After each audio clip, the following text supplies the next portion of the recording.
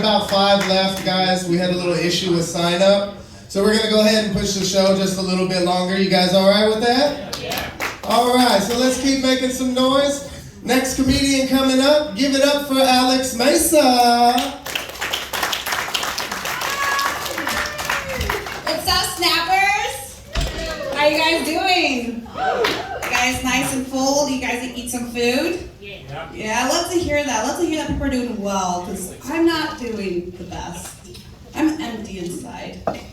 There's a void in me that's missing. Something needs to be filled.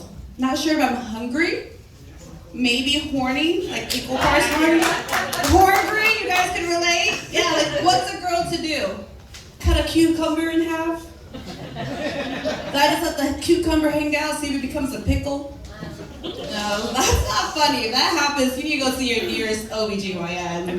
That's a serious dill problem. But, and all jokes aside, if you're the right guy, you can satisfy both those needs in one shot. Yeah. I just made a joke about swallowing cum, which is healthy and nutritious, right? There's vitamins in there and nutrients. At least that's what my 8th grade gym teacher used to tell me. Yeah. My parents always wondered how I kept the A+ in that class, even though I was a fat, lazy, unathletic kid. Look at me. Never ran a lap in my life, but I sat on some laps. Any LGBTQ, AT&T, T-Mobile, Verizon, Metro PCS, Sprint, Cricket. What kind of service you guys got?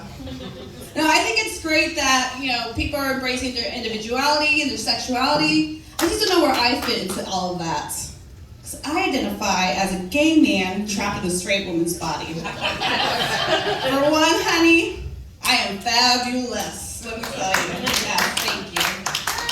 And for 2, I love dick. I love dick.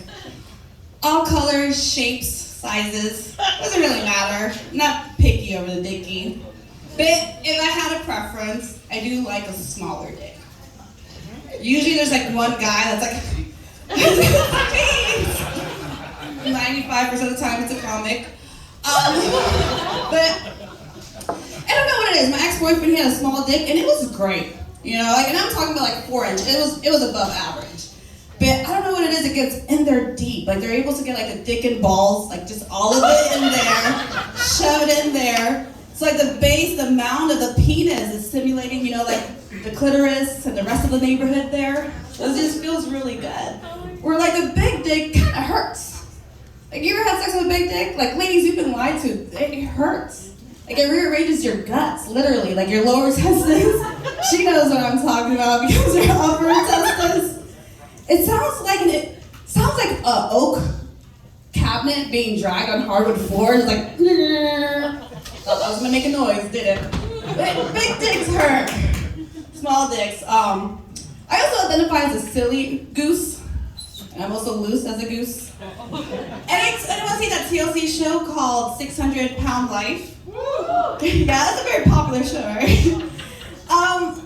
What happens? Like someone's like 300 pounds, and at that point they're like, well, let's pack on another 300. Like, let's just balls to the wall. I think that there's gonna be a show on me on Netflix. Another reason I like small dicks is because I'm trying to keep my numbers low. At least I'm trying, and it doesn't count if you don't feel it, right? There's gonna be a show about me on that TLC called My 600 Pound Pussy. And it's gonna be me walking around, because who's gonna know? How's anyone gonna know? This woman has slept with 315 men. Here we see her walking the aisles of Trader Joe's. And it's just me looking for guys. Where's the Joe's at?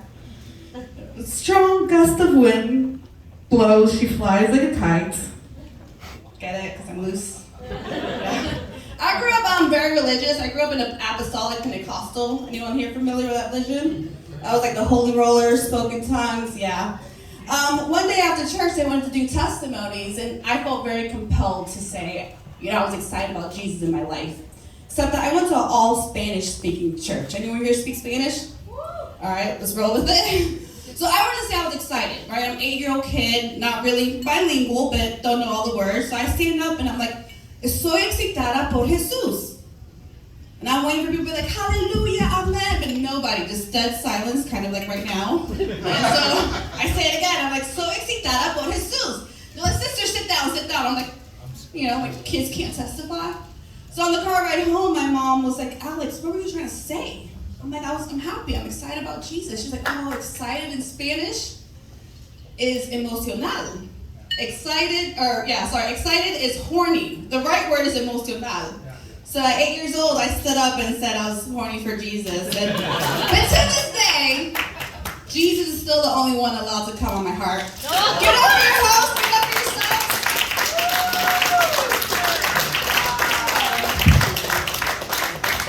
Keep it going, Alex Mesa, ladies and gentlemen.